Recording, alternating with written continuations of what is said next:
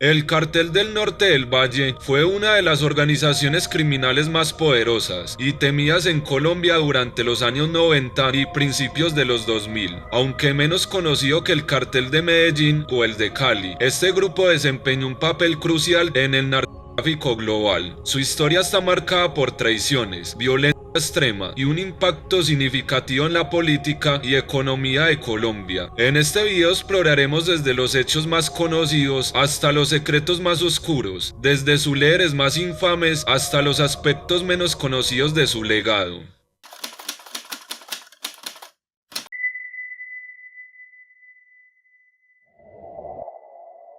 Contrario a lo que muchos piensan, el temible Cartel del Norte del Valle se originó en el año 1978, bajo la mano de un hombre llamado Gerardo Martínez, alias Drácula, quien se convirtió en un capo en las tierras de Santa Marta gracias al apogeo de la marihuana.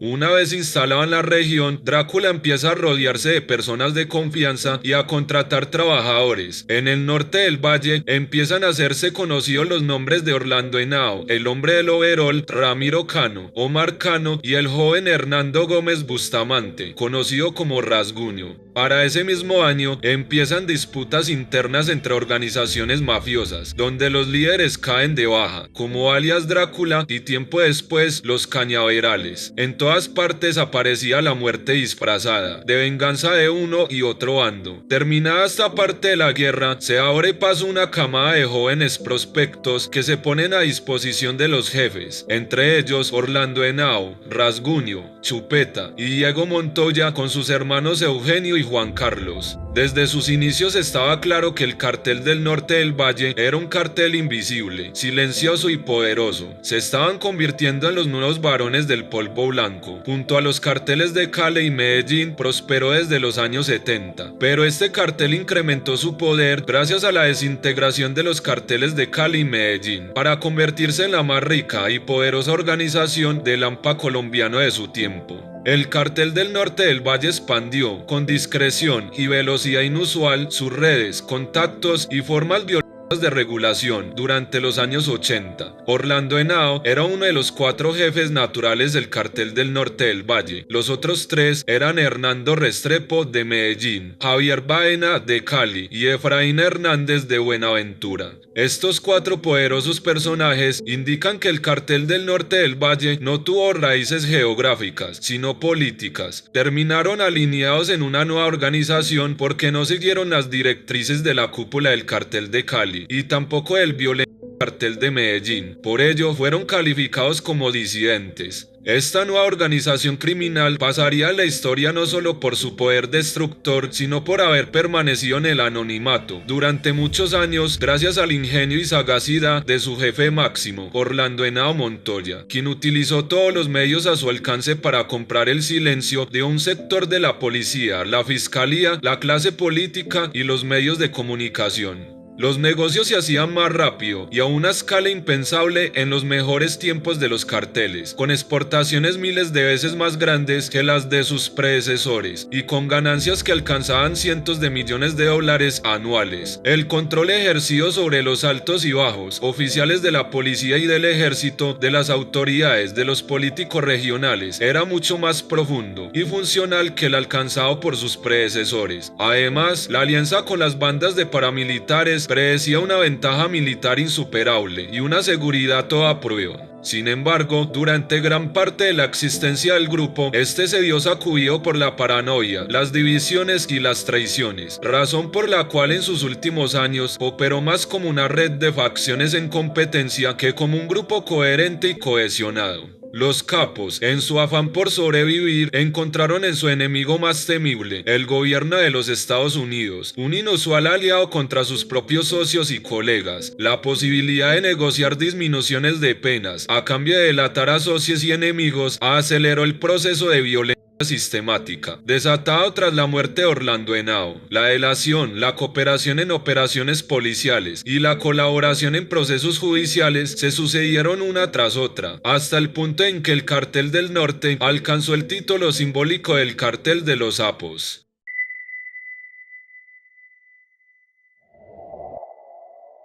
En un principio, el Cartel del Norte del Valle estuvo radicado en la parte norte del Valle del Cauca, un departamento al occidente de Colombia que incluye la ciudad de Cali y el puerto de Buenaventura, un punto clave para el envío del polvo blanco que salen del país hacia Estados Unidos. Las operaciones del cartel ayudaron a establecer una serie de rutas de tráfico que aún se utilizan, especialmente el uso de embarcaciones de alta velocidad y de pesca para llevar cargamentos de cocaína desde la costa pacífica de Colombia hasta México, donde serían recogidos por los aliados mexicanos, principalmente la organización Beltrán Leiva, el antiguo brazo armado del cartel de Sinaloa, que trasladaría a Estados Unidos. En 2005, la DEA estimó que desde 1990 el cartel había exportado más de 500 toneladas de cocaína, con un valor superior a 10.000 millones de dólares por esta ruta. Según estimaciones del FBI, en su apogeo el cartel fue responsable del 60% de la cocaína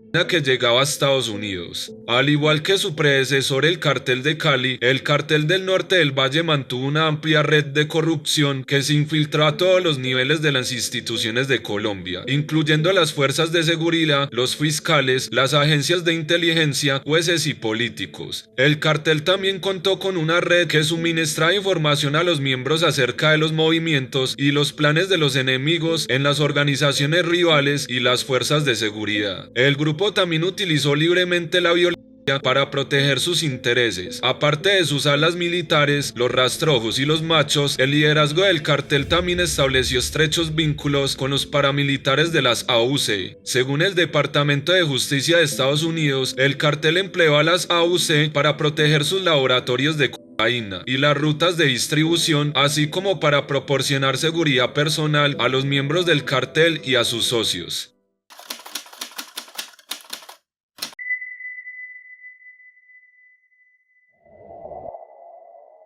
La traición fue uno de los factores clave que marcaron la dinámica interna y la eventual caída del Cartel del Norte del Valle. A medida que la organización crecía en poder e influencia, las disputas internas entre sus líderes por el control de rutas, dinero y alianzas desencadenaron una guerra que fracturó al cartel.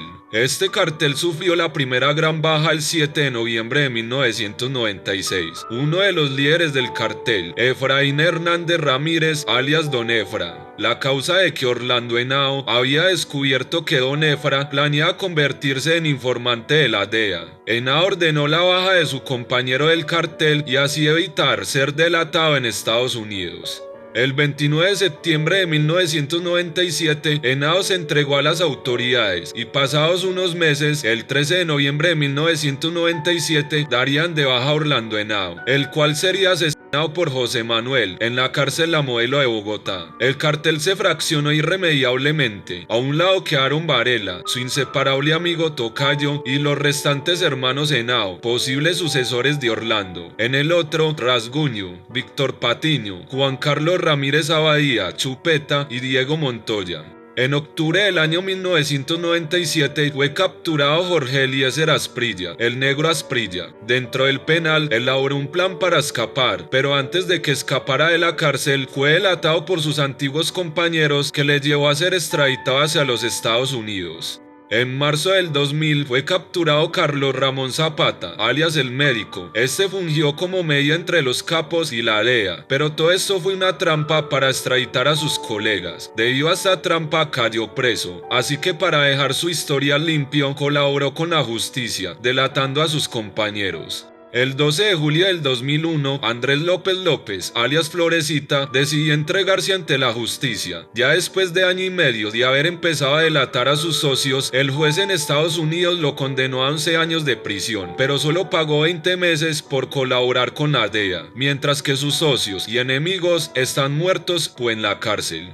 En agosto del 2001 fue eliminado Julio César Correa Valdés, alias Julio Fierro, quien se había convertido en colaborador de la DEA y del FBI. Su nueva actividad se había infiltrado por todos los capos, a quien ya consideraban un delator. Con una trampa lo mandaron a llamar y posteriormente lo desaparecieron. En marzo del 1996, Juan Carlos Ortiz Escobar, alias Cuchilla, se entregó a las autoridades junto con su mejor amigo Juan Carlos Ramírez Abadía y Víctor Patiño Fomeque. Al salir, comenzó a trabajar junto al clan Herrera, miembros del cartel de Cali, lo que provocó su asesinato a manos de su mejor amigo Chupeta, el 2 de octubre de 2001, obligado por Jabón, quien era tenaz enemigo del clan Herrera. El 13 de diciembre del 2001 fue capturado Fernando Henao Montoya, el Grillo, el menor de los Henao. Decidió irse a Estados Unidos para escapar del mundo ilícito, pero siguió delinquiendo y el FBI lo descubrió, gracias a la información de Miguel Solano, íntimo amigo del Grillo.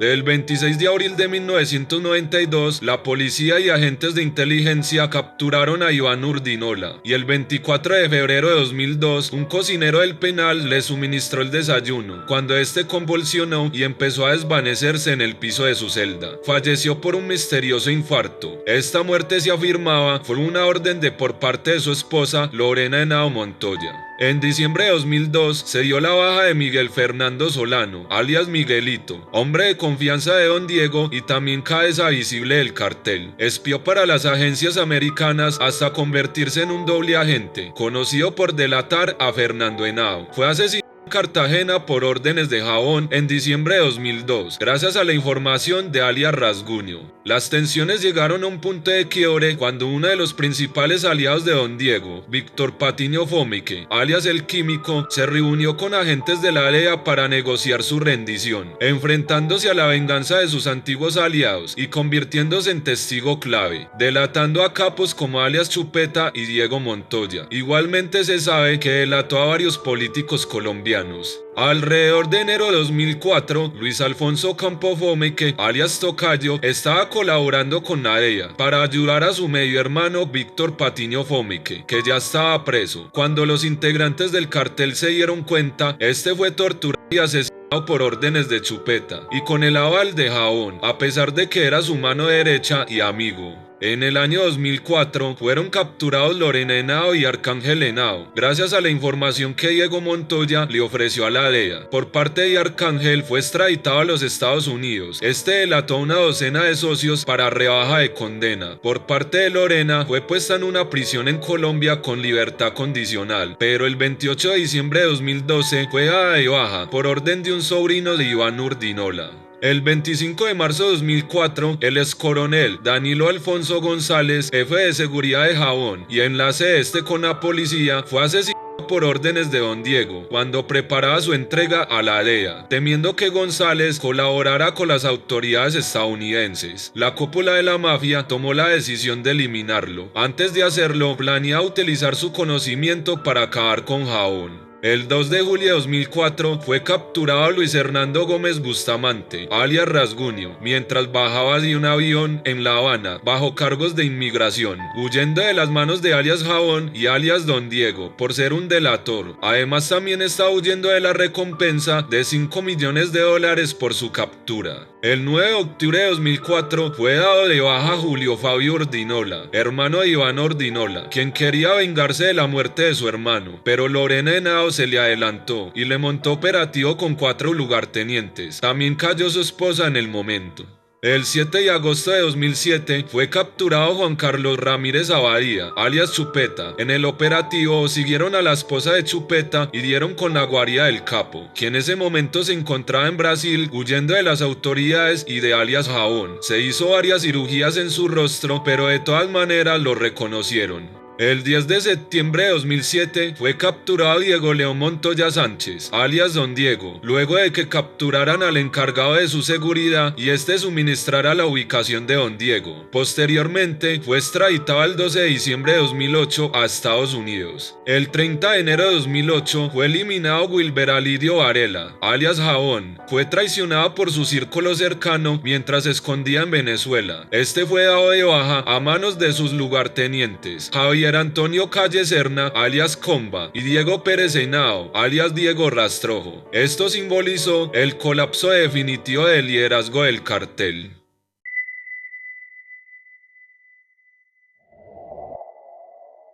En los 80 y 90, las mujeres famosas fueron la condena de los capos. Salir con actrices, reinas, presentadoras de televisión o modelos parece ser la estrategia de los criminales para no levantar sospechas. Los capos colombianos son conocidos por sus relaciones amorosas con bellas mujeres de la farándula criolla, nacional e internacional. Esa era una forma de demostrar su poder y dinero, aunque ninguna de ellas aceptó alguna vez haberse enganchado en las relaciones por esas razones.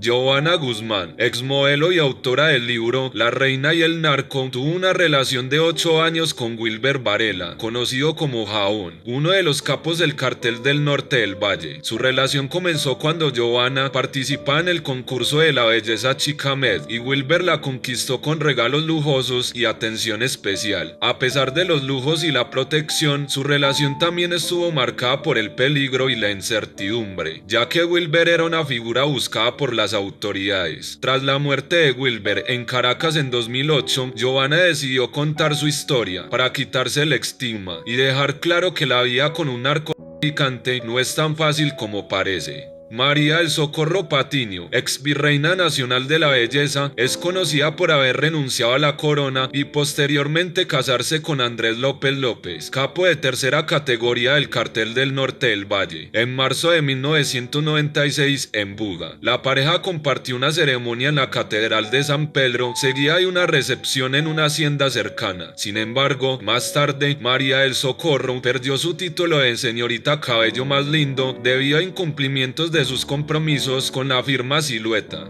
María Marcela Serrano Camacho, ex reina de belleza del Guainía en 1993, tuvo una relación con Efraín Hernández, conocido como Don Efra. Don Efra fue asesinado el 6 de noviembre de 1996 en un centro comercial del norte de Bogotá. Tras su muerte, María Marcela fue capturada en 1999 por presunto enriquecimiento ilícito, ya que no pudo justificar la procedencia de los millonarios giros que recibió. En ese entonces, las autoridades calcularon en cerca de 50.000 millones de pesos la fortuna de Don Efra. Después de la muerte de Don Efra, María Marcela se estableció en Londres. El 3 de mayo de 2006, el juzgado 12 de ejecución de penas y medidas de seguridad decretó la liberación definitiva de las penas principales y terminó de cumplir su condena en casa por cárcel. Natalia París es una modelo, empresaria, DJ y publicista colombiana, de las modelos más reconocidas en Colombia. La paisa que ha robado cientos de corazones también estuvo involucrada en un escándalo de este tipo, luego de que se conociera que su esposo y padre de su única hija, Julio César Correa Valdés, conocido con el alias de Julio Fierro, era un antiguo socio de Pablo Escobar y posteriormente tuvo sociedades que había establecido con el cartel del Norte del Valle y el cartel de Cali, pero también tenía nexos con la DEA. Al poco tiempo de nacer su hija, Fierro fue dado de baja y desaparecido. Hay varias versiones sobre su muerte. Una afirma que su cuerpo fue cremado en hornos utilizados por los paramilitares, mientras que otra sugiere que sus restos fueron arrojados a un río. Paula Andrea Betancur es una ex reina de belleza, empresaria y modelo colombiana. En una entrevista concedida para el programa Se dice de mí, decidió hablar de un rumor que siempre estuvo presente en su vida, una supuesta relación con el extraditado capo Don Diego. Las malas lenguas aseguraban que la ex reina estaba con el narcotraficante en su finca el mismo día que fue capturado, lo cual ella negó tajantemente. Respecto a eso le dijo al programa: solo puedo decir que a esos chismes no hay que hacerles caso. Yo no me relaciono con nadie que no sea moralmente justo y recto.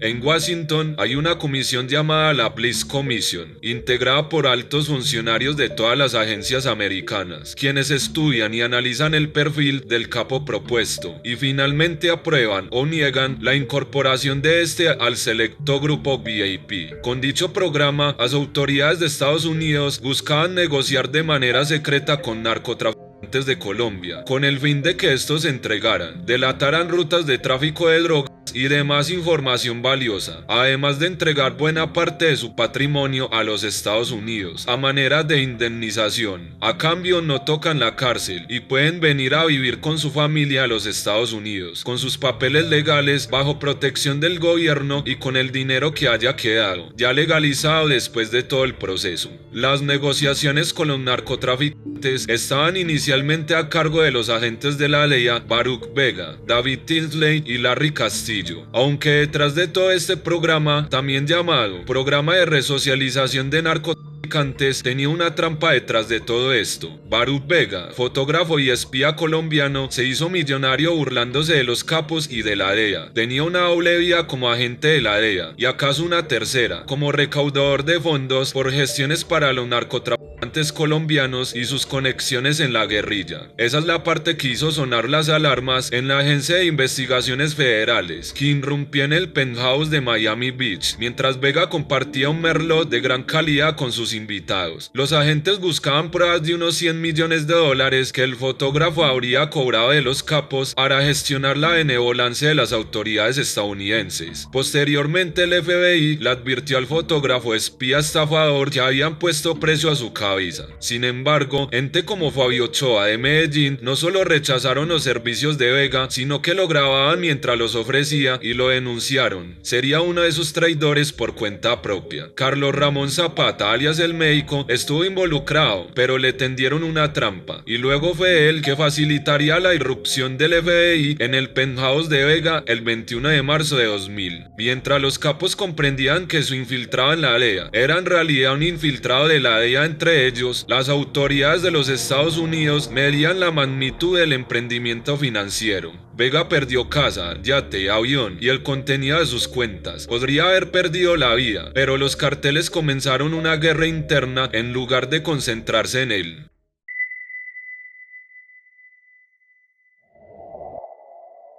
La policía es una institución que lucha contra el crimen, sin embargo existe una delgada línea entre el bien y el mal. Algunos miembros del cartel fueron ex policías, lo que representaba conexiones con la institución. Miembros corruptos de la Policía Nacional ayudaron al cartel a transportar cargamentos de droga, ofreciendo escoltas armadas por información sobre operativos policiales para evitar incautaciones. En algunos casos, los oficiales ofrecían protección directa a miembros clave del cartel, informándoles sobre posibles capturas o allanamientos. Colaboraron en desviar investigaciones o manipular pruebas para proteger a los líderes del cartel. Pero un hombre que tuvo revuelo y que jugó al doble bando y que representa al pie de la letra la corrupción en las fuerzas policiales fue el coronel Danilo González, quien fue un ex coronel de la policía colombiana conocido por su labor en la lucha contra el narcotráfico. Durante sus 23 años en la policía, González alcanzó el rango de coronel y fue condecorado en 42 ocasiones por sus contribuciones en diferentes operativos. El Senado y la Cámara de Representantes exaltaron su trabajo en el Gaula y en el bloque de búsqueda, donde tuvo un rol decisivo en la caída de Pablo Escobar. Sin embargo, para lograr estos objetivos, González colaboró estrechamente con los carteles de Cali y del norte del Valle, obteniendo un conocimiento profundo sobre las mafias y sus dinámicas internas. Su poder para quitar la policía de los aeropuertos, levantar retenes en carreteras para que pasara el cargamento, era increíble. Detrás de él habían docenas de policías de diferentes rangos que apoyaban desde las sombras al cartel. Su vinculación con el cartel del norte del Valle y su involucramiento con el crimen organizado le granjearon controversias, llevando una vida llena de enemigos tanto en el mundo del narcotráfico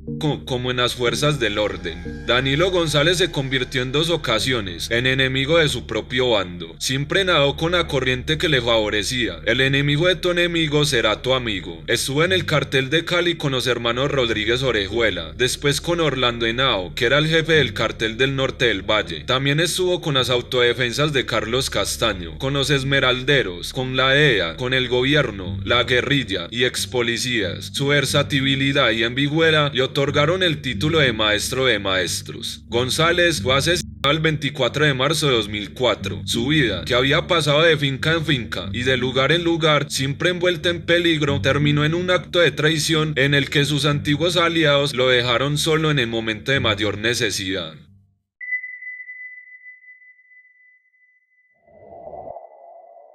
El Cartel del Norte del Valle mantuvo estrechos vínculos con grupos paramilitares en Colombia, especialmente con las Autodefensas Unidas de Colombia y otros grupos locales. Los paramilitares brindaban seguridad a los líderes del cartel y a sus operaciones de narcotráfico en zonas rurales y urbanas. Protegían las rutas de transporte de cocaína y laboratorios de procesamiento, evitando incursiones de grupos guerrilleros como las FARC o de otras bandas criminales. El cartel financiaba a los paramilitares a través del negocio. Este apoyo incluía pagos regulares a cambio de seguridad y control territorial. Parte de estos ingresos generados se destinaba al fortalecimiento de los grupos armados, financiando armas, logística y operaciones. Estos paramilitares realizaban limpiezas sociales y eliminaban a informantes, competidores y civiles considerados una amenaza para las operaciones del cartel. En algunos casos, estas acciones incluyeron masacres o desplazamientos forzados en áreas donde el cartel tenía intereses. Entre 2001 y 2005, Don Diego y Jabón protagonizaron una de las guerras mafiosas más sangrientas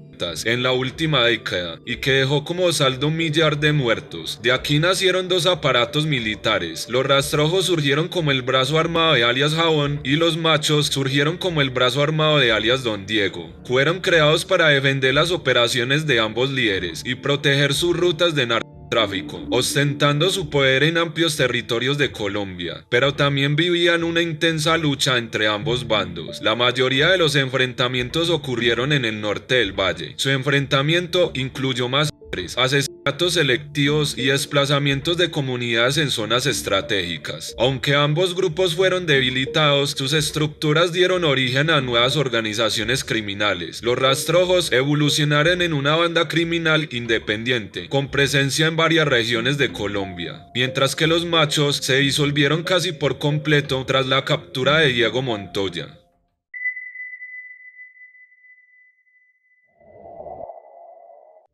El inicio de los años 90, una época de máxima prosperidad para las organizaciones de narcotraficantes del norte del valle, mientras los capos más visibles de Cali y Medellín se trenzaban en una guerra sin cuartel que incluyó a los gobiernos de Colombia y Estados Unidos. Los capos del norte del valle se dedicaron a producir y exportar cocaína hacia México, en cantidades sin precedentes. En momentos de máximo auge de las exportaciones, los grandes capos del norte del valle desarrollaron métodos de cooperación efectivos y prácticos. Rasguño, Chupeta, Arcángel Henao y Diego ponían la mercancía en partes iguales y los mexicanos la logística para recibirla. Aviones de 4 motores despegaban de un pueblo cercano y surcaban los cielos con 7.000 kilos del polvo blanco rumbo a México. La vía aérea era combinada con la marítima para garantizar la colocación de más cocaína en las costas mexicanas, 7.000 kilos por aire y 7.000 por mar. Asprilla era el máximo transportador por el Océano Pacífico, mediante una flota de barcos, submarinos y lanchas rápidas, con la que había enviado miles de toneladas. Asprilla ocupaba el lugar de nodo central, que garantizaba las relaciones de Chupeta y Patiño con los grandes compradores mexicanos, Vicente Carrillo, el Señor de los Cielos, el clan de los hermanos Beltrán y Nacho Coronel. Por otra parte, además de las alianzas con el cartel de Juárez, adelantaron acuerdos con el de Sinaloa. Los negocios dirigidos por los capos Joaquín El Chapo Guzmán y Juan Carlos Ramírez Abadía Chupeta, en los que se definió la repartición de utilidades de un 40% para el Chapo y el 60% para Chupeta, permitió durante los años de 1990 a 1996 el ingreso a los Estados Unidos de más de 400.000 toneladas de coca. De esta perspectiva, la relación entre los carteles de narcotráfico colombiano y mexicano se fue construyendo en el cumplimiento de compromisos y roles dentro de cada uno de los eslabones de la cadena del delito y el respeto mutuo de los territorios, evitando de esta manera la confrontación entre las organizaciones.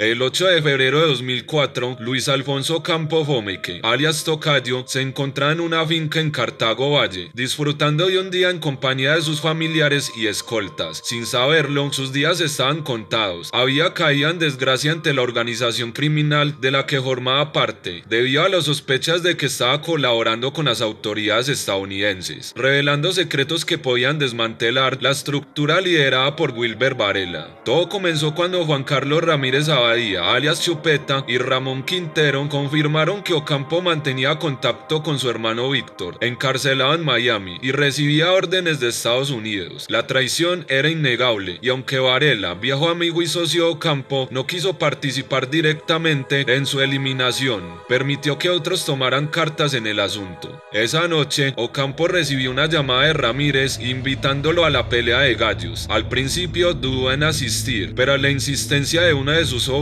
y la promesa de que Varela estaría presente lo convencieron. Salió hasta la finca acompañado de su hija, su novia, 3 sobrinos, su abogado y 7 escoltas, repartidos en 3 camionetas. Ocampo, confiado, conducía una de las camionetas, disfrutando de música de carrilera y bebiendo aguardiente. Llevaba consigo un fusil R-15, símbolo de su constante estado de alerta. Cuando llegaron a la finca, un grupo de gatilleros, liderado por el teniente Rodríguez y otros miembros de la organización, ya los estaba esperando. Apenas cruzaron la entrada, los atacantes abrieron fuego. Las balas destrozaron los vehículos mientras los ocupantes intentaban responder o buscar refugio. Durante más de 10 minutos se intercambiaron disparos, pero la munición de Ocampo y sus hombres se agotó rápidamente. Herido en ambas piernas, Ocampo intentó escapar con algunos escoltas, pero fue capturado poco después. Lo que siguió fue una escena de horror. Ocampo y sus acompañantes fueron llevados a un salón de tortura, preparado de antemano. Allí, esposados de pies y manos, fueron sometidos a brutales torturas. Sus escoltas fueron mutilados con una motosierra y ejecutados frente a él. Ocampo, obligado a presenciar el macabro espectáculo, sufrió golpes, choques eléctricos y la técnica de ahogamiento con bolsa. Desesperado y sin esperanzas de rescate, terminó confesando su colaboración con las autoridades estadounidenses. Finalmente, Chupeta ordenó su ejecución. Ocampo fue descuartizado junto con los demás y sus restos, empaquetados en bolsas plásticas, fueron arrojados al río Cauca.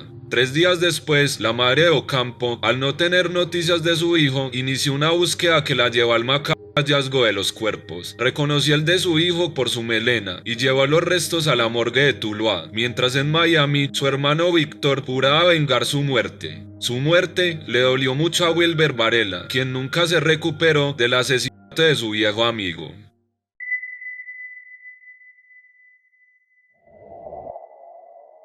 El capo Juan Carlos Ramírez Abadía, alias Chupeta, fue capturado en Brasil gracias a la información registrada en un computador portátil que documentaba cada detalle de su imperio criminal y económico. Aunque se había camuflado como un comerciante, sus lujos y excentricidades lo delataron. El dispositivo contenía más de 200 carpetas con datos sobre actividades ilícitas, rutas de tráfico, pagos a lugartenientes, y hasta gastos personales, con un nivel de detalle comparable al de una empresa legal. Chupeta era extremadamente meticuloso en el manejo de su contabilidad, registrando desde el envío de toneladas de cocaína hasta pequeñas transacciones diarias. Por ejemplo, en 2004 exportó 120 toneladas de cocaína y obtuvo ganancias mensuales promedio de $70 millones. El capo controlaba cada aspecto de su organización, compuesta por más de 400 miembros, quienes utilizaban alias y códigos para comunicarse y reportar información semanalmente en tablas de Excel. Palabras comunidades para kilos de cocaína y charla para asesinatos formaban parte del lenguaje cifrado de la organización. El computador también reveló que Chupeta pagaba cuantiosas sumas por asesinatos y sobornos. Entre 2004 y 2006 se registraron pagos por más de 3.000 millones de pesos para eliminar enemigos, incluidos 35 familiares de un rival, abogados y colaboradores. Además mantenía una red de corrupción dentro del Estado, que incluía miembros de la fuerza pública, jueces y fiscales. Estos funcionarios recibían pagos por facilitar el paso de cargamentos, filtrar información o evitar investigaciones en su contra. La sofisticación del sistema de lavado de dinero de Chupeta incluía la creación de empresas fachada y la inversión en compañías legales, como supermercados y concesionarios, para ocultar sus ingresos ilícitos. El nivel de detalle de los informes evidencia no solo el alcance global de su operación, sino también su obsesión por el control absoluto de cada aspecto de su multimillonario imperio criminal.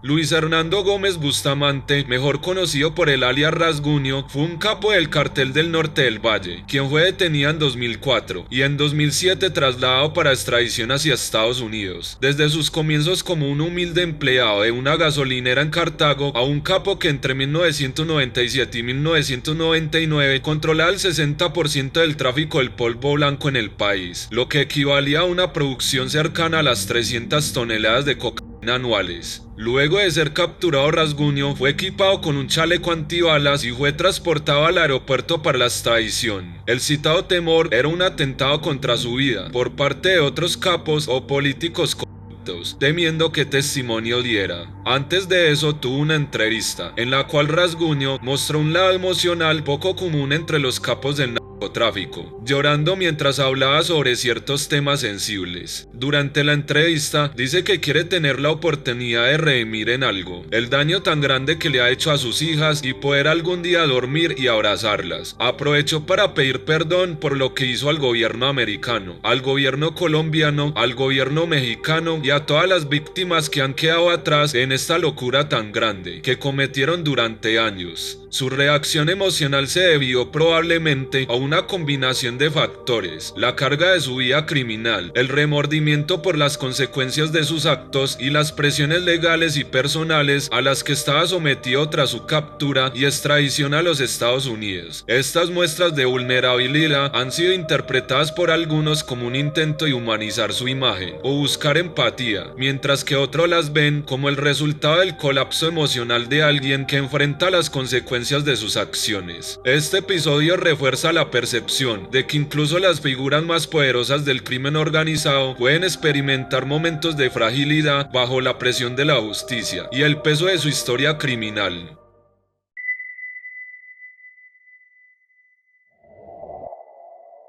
Julio Fabio Urdinola Grajales fue hermano del gran capo Iván Urdinola. Fue considerado por los servicios de seguridad del Estado y la DEA de ser el segundo hombre del denominado clan Urdinola. Ambos hermanos Urdinola eran capos extremadamente violentos y se les cree responsables de la tortura y las bajas de más de 100 personas en Colombia. Su organización distribuía toneladas del polvo blanco en todo Estados Unidos y también se habían expandido un poco hacia la producción de amapola colombiana. Luego de la muerte de su hermano el 24 de febrero de 2002, donde un cocinero del penal le suministró el desayuno y este murió por envenenamiento, todo parecía que era obra de Lorena Henao, su esposa. Julio Fabio estaba furioso y además de que sospechaba de una relación que tenía Lorena con su conductor, Lucio Quintero, empleado y hombre de confianza de los Urdinola. Este había empezado a trabajar como conductor y escolta personal de Lorena. Ambos le estaban faltando a la palabra de su hermano. Julio Fabio creyó encontrar la oportunidad perfecta para cobrar la deslealtad de Lucio y cobrárselas a Lorena. Pero Lorena se enteró y como una fiera salió en defensa de su chofer. Le dijo: vea Julio Fabio, si usted le hace algo a Lucio, lo mato.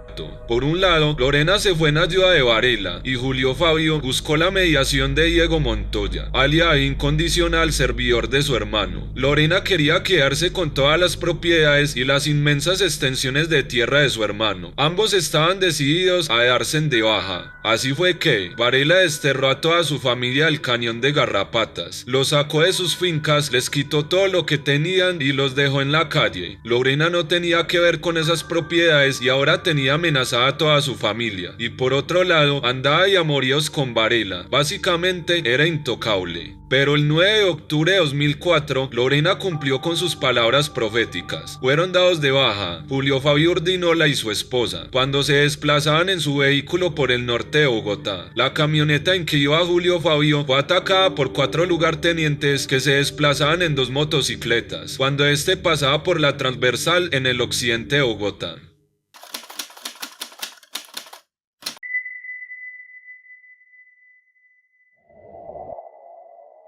Wilber Felipe Varela Camacho, conocido como Varelita, fue el hijo menor de Wilber Alirio Varela, alias Jabón. Su madre, Adriana Camacho, fue la primera esposa de Varela y una figura central en los primeros años de la vida de Varelita. Desde su infancia, su vida estuvo atravesada por los conflictos y tragedias derivados del mundo criminal al que pertenecía su padre. Uno de los momentos más impactantes en la historia de la familia ocurrió cuando Adriana Camacho fue acusada de infidelidad con uno de los hombres de confianza de Jabón. Este hecho desató la ira del capo, quien inicialmente consideró tomar represalias contra ella, pero terminó perdonándole la vida. Sin embargo, la relación entre ellos nunca se recuperó y Wilber se alejó de ella para siempre. Esta experiencia dejó cicatrices profundas en Varelita, quien presenció el colapso de su familia debido a las tensiones propias del entorno criminal. Con el tiempo, Wilber Felipe adoptó un nuevo nombre, Andrés Felipe Varela, para intentar desvincularse de su pasado. Pese a que en la serie El Cartel de los Sapos 2 se vio un personaje que se involucra en el mundo criminal, lo que se sabe en la vida real no se le pudo comprobar su relación con la ilegalidad. Se trasladó a Pereira, donde comenzó a estudiar administración de empresas en la Universidad Católica Popular de Risaralda. Aunque llevaba una vida aparentemente tranquila, los enemigos de su padre seguían considerándolo un blanco debido a su linaje. Andrés Felipe buscaba mantener un perfil bajo, pero su esfuerzo no fue suficiente para escapar de las consecuencias de ser hijo de uno de los capos más buscados de su época. El 21 de marzo de 2009, Andrés Felipe fue asesinado en un ataque premeditado en Pereira, mientras conducía una camioneta Toyota Prado, acompañado por varios ocupantes. Fue interceptado por 2 hombres en una motocicleta. A pesar de intentar escapar, dirigiéndose a una zona más segura, los atacantes lograron detener el vehículo y lo ejecutaron a sangre fría. Los atacantes huyeron del lugar, dejando tras sí una escena que reflejaba el precio que Andrés Felipe pagó por el legado de su padre. Tras su muerte, las investigaciones revelaron que Andrés Felipe poseía una suma considerable de dinero en efectivo, supuestamente proveniente de la venta de objetos pertenecientes a su padre, lo que alimentó especulaciones sobre su posible conexión con negocios ilícitos. Sin embargo, fuentes cercanas señalaron que Andrés Felipe intentaba llevar una vida distinta y alejada del mundo delictivo. Varelita pagó con su vida el hecho de ser hijo de un narcotraficante de alto perfil. Aunque intentó construir un futuro propio, su linaje lo condenó a una muerte prematura y violenta, dejando un legado de sangre y muerte.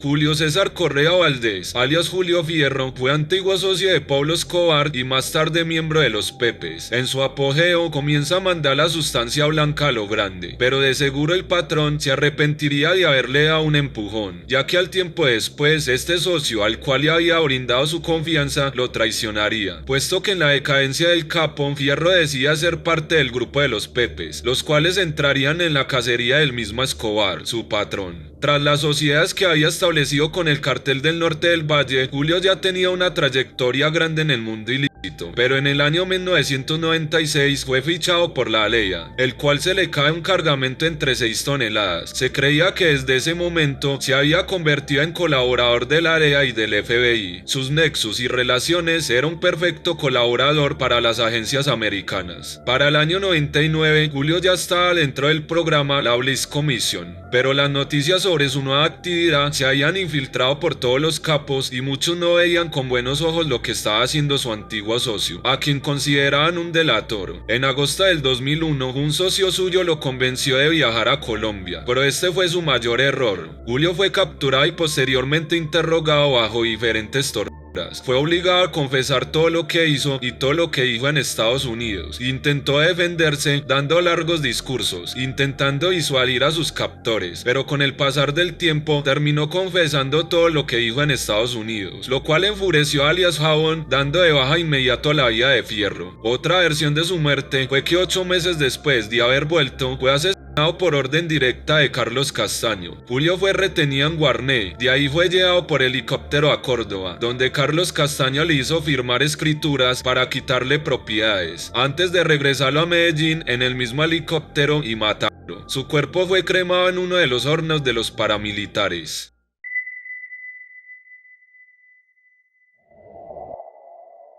No era un secreto en Colombia que el último de los grandes capos del cartel del norte del Valle estaba escondida en Venezuela. Wilber Alirio Varela, alias Jabón, había logrado refugiarse en el vecino país, gracias a la protección que le brindaron durante 4 años. La alianza le salió cara, sus aliados terminaron traicionándolo, sus protectores pasaron a ser sus peores enemigos. Cada día iba perdiendo más poder en Venezuela, y sabía que se había convertido en un lugar peligroso para él. Cuando se disponía a regresar a Colombia, fue asesinado por sus propios hombres. Se trataba de sus lugartenientes, Luis Enrique Calle Serna, jefe de finanzas de Jabón, más conocido como alias Comba, y Diego Pérez Henao, alias Rastrojo, quienes habían heredado el manejo de negocio de las hace cerca de 6 años, cuando su jefe decidió refugiarse en Venezuela debido a la presión de las autoridades y a la guerra que se libra en las entrañas de la mafia. Aprovechando la ausencia de su jefe, empezaron por apropiarse de varias rutas y mercados. Todo estaba listo para que el capo del cartel del norte del Valle fuera asesinado.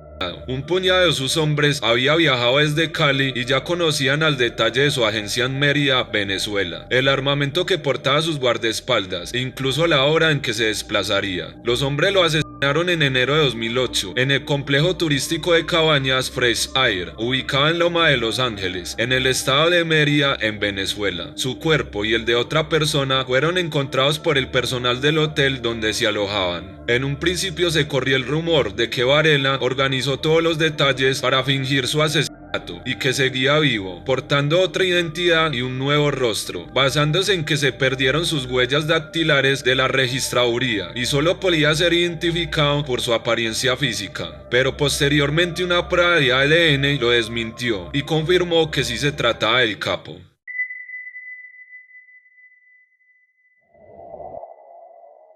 El ascenso y la caída de la red de capos del norte del Valle fue el efecto de la conjunción de varias fuerzas interdependientes que llevaron a su fragmentación y destrucción, y a su sustitución por nuevas redes mutantes, dotadas de propiedades distintas de las que caracterizaron a la red del norte. Aunque el cartel fue desmantelado, sus estructuras y métodos fueron asumidos por otras organizaciones más pequeñas, que continúan con actividades ilícitas como el narcotráfico en varias regiones de Colombia. Las rutas y métodos establecidos por el cartel siguen siendo utilizados por grupos actuales, facilitando el tráfico de drogas hacia mercados internacionales. La infiltración del cartel en fuerzas de seguridad y organismos judiciales dejó un precedente de corrupción que aún dificulta la lucha contra el crimen organizado en el país. Las tácticas del control de territorio y la influencia sobre comunidades que usó el cartel siguen siendo empleadas por otros grupos, lo que mantiene niveles de inseguridad en algunas regiones. Aunque el cartel del norte del Valle fue desmantelado, sus métodos y la influencia que dejó han dejado huellas en las estructuras del narcotráfico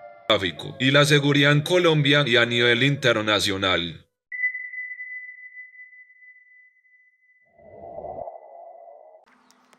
Recuerden suscribirse y darle a la campanita para que sigan recibiendo notificaciones cuando subimos un video. Subimos videos todos los días. Si te gustó el video, dale manito arriba, así ayudas a que otras personas vean nuestro contenido. Hasta el próximo video.